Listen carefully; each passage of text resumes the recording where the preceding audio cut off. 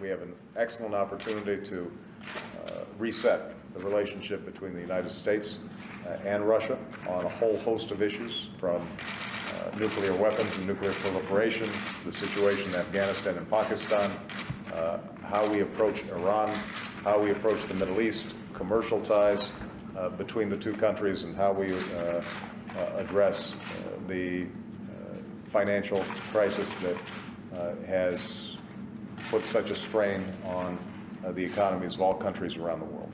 I just had an excellent conversation with Minister Lavrov.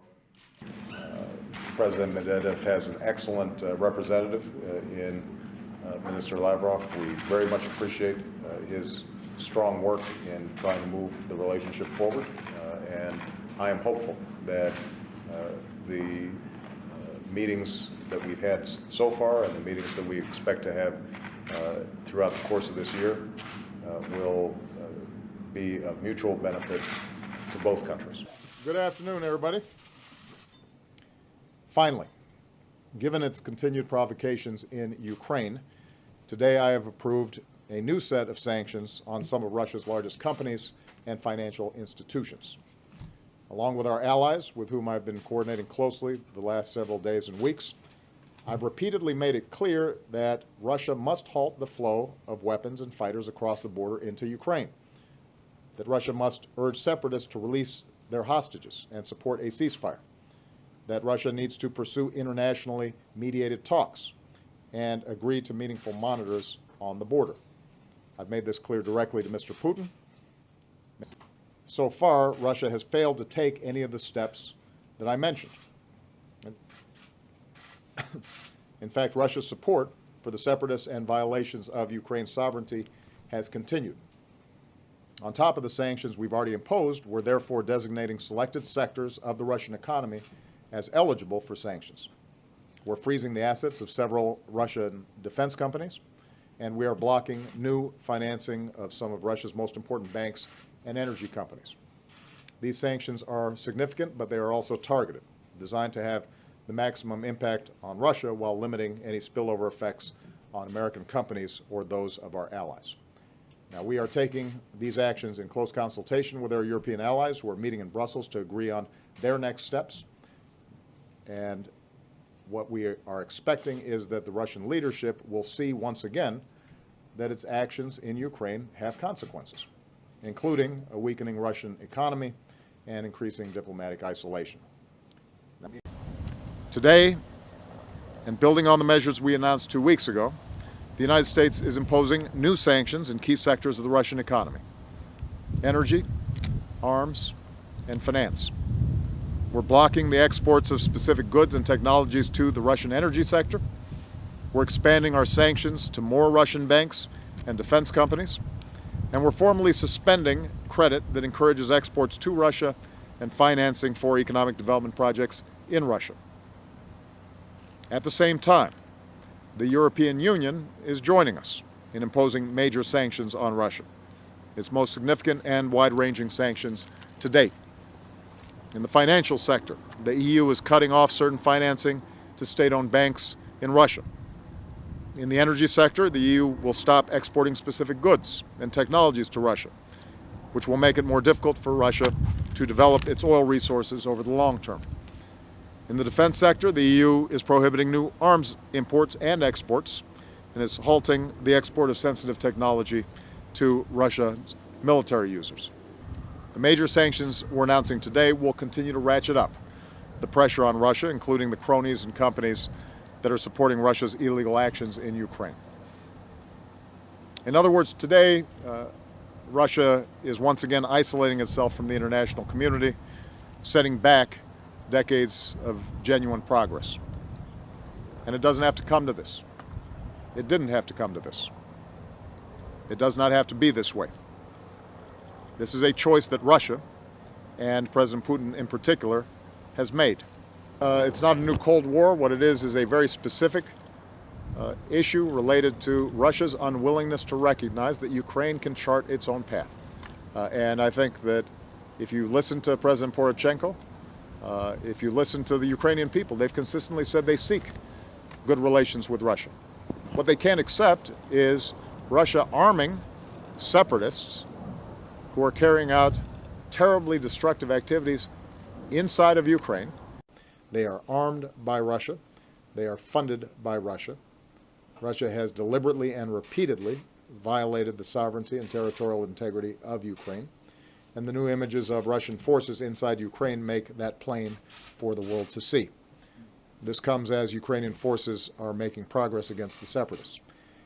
Now, as a result of the actions Russia has already taken and the major sanctions we've imposed with our European and international partners, Russia is already more isolated than at any time since the end of the Cold War. We are not taking military action to solve the Ukrainian problem. What we're doing is to mobilize the international community to apply pressure on Russia. But I think it is very important to recognize that a military solution to this problem is not going to be forthcoming. Countries in the region, countries that don't always agree on many things, increasingly recognize the primacy of the threat that ISIL poses to all of them. And I've asked Secretary Kerry to travel to the region to continue to build the coalition that's needed to meet this threat. As I've said, rooting out a cancer like ISIL will not be quick or easy, but I'm confident that we can and we will, working closely with our allies and our partners. For our part, I've directed Secretary Hagel and our Joint Chiefs of Staff to prepare a range of options. I'll be meeting with my National Security Council again this evening as we continue to develop that strategy to impose additional costs on Russia. Based on the executive order that I signed in response to Russia's initial intervention in Ukraine, we're imposing sanctions on more senior officials of the Russian government. In addition, we are today sanctioning a number of other individuals with substantial resources and influence who provide material support to the Russian leadership, as well as a bank. I signed a new executive order today that gives us the authority to impose sanctions not just on individuals but on key sectors of the Russian economy. This is not our preferred outcome. These sanctions would not only have a significant impact on the Russian economy, but could also be disruptive to the global economy. The Russian people need to know, and Mr. Putin needs to understand, that the Ukrainians shouldn't have to choose between the West and Russia. We want the Ukrainian people to determine their own destiny. If, in fact, we see the disruptions and the destabilization continuing so severely that it impedes elections on May 25th, we will not have a choice but to move forward with additional, more severe sanctions. And as Ukrainian forces move to restore order in eastern Ukraine, it is obvious to the world that these Russian-backed groups are not peaceful protesters. They are heavily armed militants who are receiving significant support from Russia. The Ukrainian government has the right and responsibility to uphold law and order within its territory, and Russia needs to use its influence over these paramilitary groups so they disarm and stop provoking violence. Thought of Ukraine. This hallowed ground reminds us that we must never, ever take our progress for granted. Among them, democracies must stand together when an aggressor's tanks start to roll. So if anyone in the Russian leadership thought the world wouldn't care about their actions in Ukraine, or that they could drive a wedge between the European Union and the United States, they clearly miscalculated. Indeed, he told an audience of European youth Russia's actions are challenging a truth Europe long thought settled, whether its borders can be redrawn by force. And once again, we are confronted with the belief among some that bigger nations can bully smaller ones to get their way. That recycled maxim that might somehow makes right. He called it a moment of testing and said the world's democracies must not look away. And the Russians will stop violating Ukraine's sovereignty and territorial integrity. So it has to be tested. Independence and territorial integrity and its right to defend itself. To back up this commitment, all 28 NATO allies will now provide security assistance to Ukraine. This includes non-lethal support to the Ukrainian military, like body armor, fuel, and medical care for wounded Ukrainian troops, as well as assistance to help modernize Ukrainian forces, including logistics and command and control. Here in Wales, we also sent a strong message to Russia that actions have consequences. Today, the United States and Europe are finalizing measures to deepen and broaden our sanctions across Russia's financial, energy, and defense sectors. At the same time, we strongly support President Poroshenko's efforts to pursue a peaceful resolution to the conflict in his country. The ceasefire announced today can advance that goal, but only if there is follow-through on the ground. Ultimately, this is going to be an issue for Mr. Putin. He's got to make a decision. Does he continue to wreck his country's economy and continue Russia's isolation in pursuit of recognize that Russia's greatness does not depend on violating the territorial integrity and sovereignty of other countries? The reason Assad is still in power is because Russia and Iran have supported him throughout this process.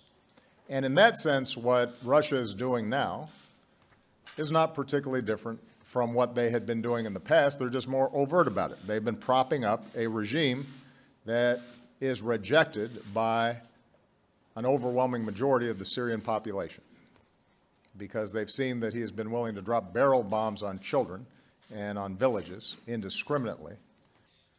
The humility that he brings to this,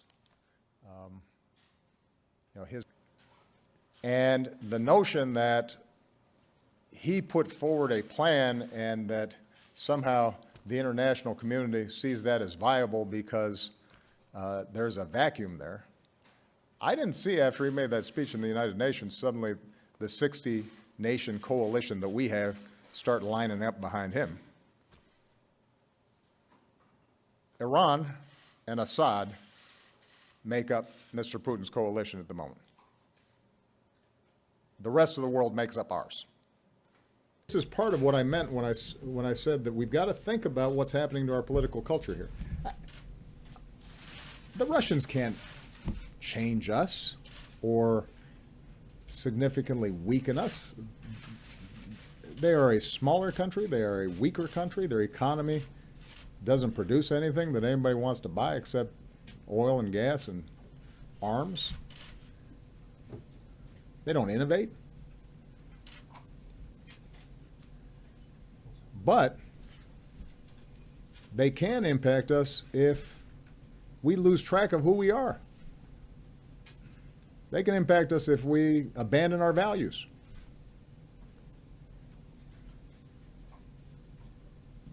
Mr. Putin can weaken us just like he's trying to weaken Europe if we start buying into notions that it's okay to intimidate the press or lock up dissidents or discriminate against people because of their faith or what they look like.